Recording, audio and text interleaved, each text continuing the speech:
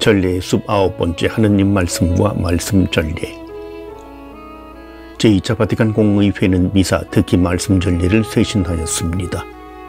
고대 교회의 전례에 따라 독서자, 신자들의 기도, 강론, 독서대와 독서 후 침묵의 중요성도 복구하였고, 성경의 보고를 여러 신자들이 성경을 더 많이 듣게 하려고 미사 독서를 늘리고 선택폭을 넓혔습니다.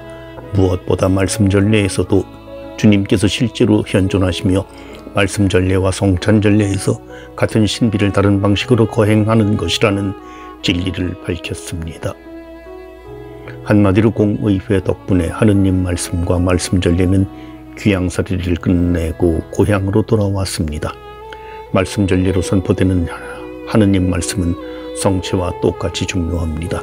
공의회가 확인한 대로 사실 전례에서 교회는 생명의 양식을 하느님 말씀과 성체의 두 식탁에서 얻습니다. 말씀을 받아 모시는 것도 성체를 받아 모시는 것과 마찬가지로 주님을 받아 모시는 것입니다. 말씀 영성체.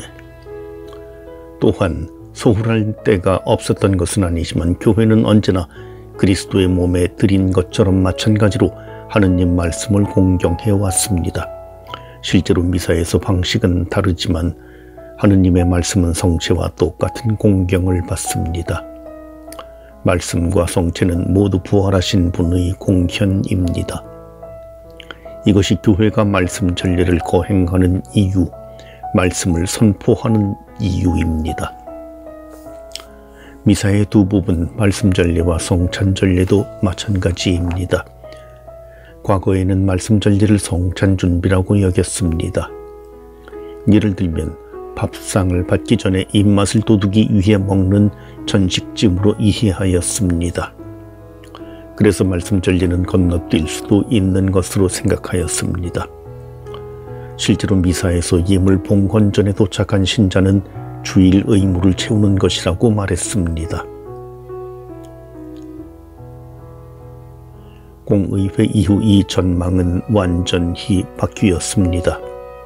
미사는 말씀 전례와 성찬 전례 두 부분으로 이루어집니다. 두 전례는 긴밀하게 결합되어 한 예배를 이룹니다. 따라서 하느님 말씀 없이 성찬 전례를 거행할 수 없습니다. 또한 옛날처럼 성사는 은총을 주고 말씀은 가르침을 준다는 말은 성립하지 않습니다. 말씀은 성찬의 성사 속에 속하며 말씀은 성체와 같이 성사입니다.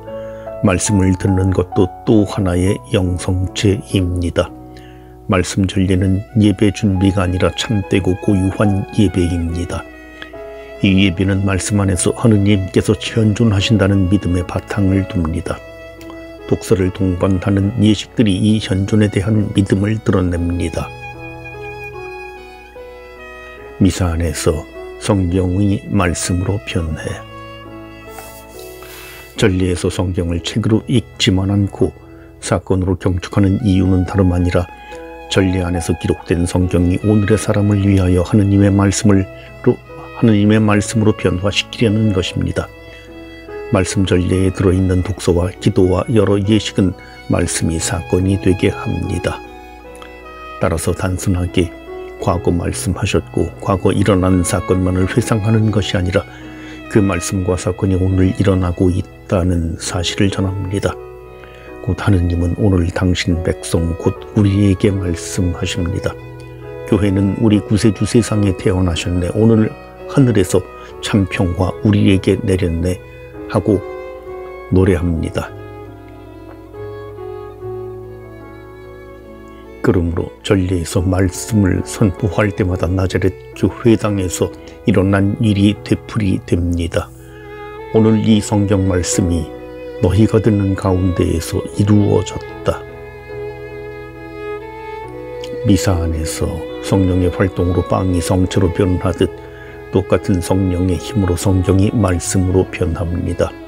그래서 빵의 전례라고 않고 성찬 전례라고 하듯이 성경 전례라고 않고 말씀 전례라고 합니다. 어떤 학자는 말씀의 전례는 분유에 빗대어 설명합니다. 분유는 본디 액체 상태로 있었는데 보존을 위해 분유가 되었다. 그러나 제대로 먹기 위해서는 분유는 본래의 액체 상태로 돌아가야 한다. 성경도 말씀에서 나온 기록이므로 다시 살아있는 말씀으로 되돌아가야 합니다. 말씀 전례가 성경이 말씀이 되게 합니다. 말씀 전례는 하느님 말씀을 공경한다는 뜻 담아 미사에서 단순히 읽는다고 하지 않고 선포한다고 말합니다. 겉으로 보기에는 독서 자체는 읽는 행위입니다. 그러나 전례에서 읽는 것은 여느 때 읽는 것하고 다릅니다. 선포한다는 것은 단순하게 분명하고 큰 목소리로 읽는 것에 그치지 않습니다. 선포는 공식적으로 읽는 것입니다. 나아가 전례적 선포는 예배 행위입니다. 그러므로 단순히 읽는 것이 기억과 교육의 기회를 제공한다면 선포하는 것은 말씀하시는 분과 듣는 사람들 사이에 인격적 만남을 마련하는 것입니다. 이렇게 전례 거행에서 하느님과 백성 사이에는 참된 만남과 대화가 생기게 됩니다. 다시 말하면 성경이 기록된 문서이기를 멈추며 하느님께서 오늘 자기 백성에게 말씀하시는 살아있는 말씀으로 변합니다. 그러므로 모임 안에서 신자들은 하느님의 말씀이 본래 가졌던 힘을 다시 찾게 되며 하느님은 당신 백성과 직접적인 대화를 계속하게 됩니다. 한편 말씀 전례는 하느님 말씀을 공경한다는 뜻을 담고 있습니다. 말씀 안에 현존하시는 주님을 공경한다는 뜻입니다. 말씀 전례를 통하여 그리스도께서는 당신 말씀 안에 언제나 현존하시기 때문입니다. 말씀에 대한 공경은 독서대, 독서자 그리고 예식을 통하여 드리는 영예로 드러납니다. 독서자는 독서를 마치며 주님의 말씀입니다 하고 말하며 선포한 말씀의 거룩함을 기억시킵니다. 회중은 하느님 감사합니다 하고 환호합니다. 말씀 공경은 장엄한 예식으로 이루어지는 복음 선포에서 절정에 이릅니다. 이 예식은 외적인 성대함과 교육적 효과만을 드러내는 것이 아니라 그리스도 현존에 대한 믿음을 장엄하게 표현합니다. 복음의 책이 아니라 회중을 만나러 오시는 분에 집중합니다. 복음의 말씀은 회중의 주님이신 그리스도의 공현을 뜻하기 때문입니다. 교회는 복음을 주님의 살아계신 인격으로 여겼습니다. 알렉산드리아의 치릴로가 증언하듯이 에페소 공의회 때 회의장에서는 복음집을 왕좌에 모셔놓았습니다. 나아가 말씀에 대한 경의는 예식뿐만 아니라 대화 구조를 나타내는 노래, 신앙 고백, 신자들의 기도를 통해서 표현됩니다.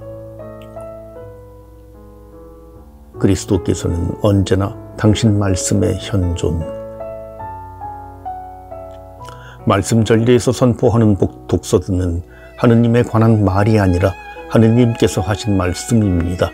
전례에서 거행되는 말씀은 모인 아들, 딸들에게 하시는 아버지 말씀에 비유할 수 있습니다. 아버지가 먼 길을 떠나셨습니다. 그곳에서 가족에게 편지도 쓰셨습니다. 이윽고 아버지가 집에 돌아오셨습니다. 자녀들은 아버지를 만나 말씀을 듣기 위해 큰 방에 모였습니다. 기쁨이 가득 찬 잔치인 셈입니다. 그런데 한 아들은 아버지가 쓴 편지에 나오는 어떤 문장이 의 뜻인지 알아보겠다고 큰 방에 오지 않고 다른 방에 들어갔습니다. 먼저 큰 방에 모여 말씀을 듣고 그 뜻을 물어보는 것이 훨씬 낫습니다. 혼자서 편지를 보는 것은 그 다음에 하는 것이 좋습니다. 말씀하시는 분은 성경을 공부하고 분석하고 번역하고 하면서 만나는 것이 아닙니다.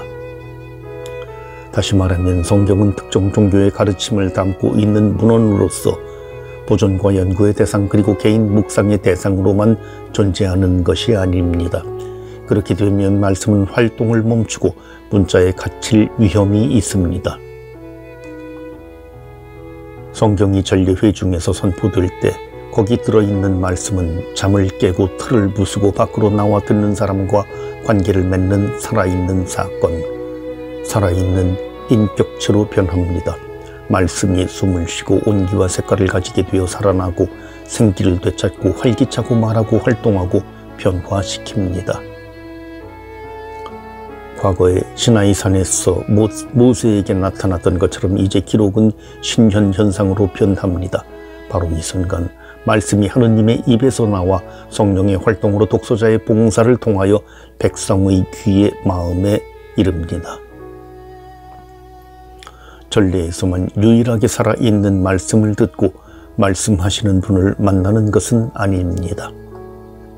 그러나 전례가 출발지이고 목적지입니다. 교회 안에서 성경을 읽을 때 하느님께서 당신 백성에게 직접 말씀하시고 당신 말씀 안에 현존하시는 그리스도께서 복음을 전하십니다. 그리고 그리스도께서는 언제나 당신 말씀에 현존하시며 구원의 신비를 현실화하시며 사람을 성화시키고 아버지께 완전한 예배를 드리십니다.